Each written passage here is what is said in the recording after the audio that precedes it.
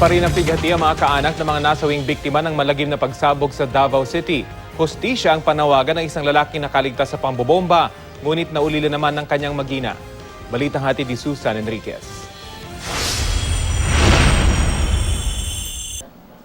Tila bangungot kay Dennis Larida ang pagkamatay ng asawang si Melanie Faith at ang 12 taong gulang na anak na si Daniel Josh.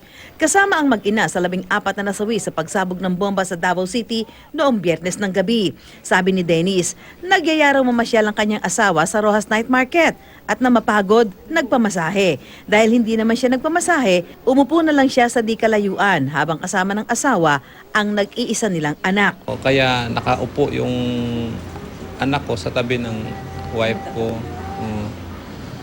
Tapos dahil ako wala naman akong kasama na maglakad, nagtayo na lang ako.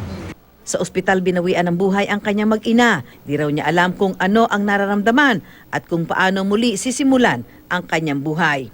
Nag-pray kasi ako eh. Habang tinitingnan ko yung mag-ina ko, nag-pray ako. Lord, kung buhayin mo yung mag-ina ko, miracle mo yan. Pero kung kunin mo yung mag-ina ko, will mo yan. Gaya ng ibang biktima ng pagsabog, hangad ni Dennis na matukoy ang nasa likod ng karahasan. Susan Enriquez, GMA News.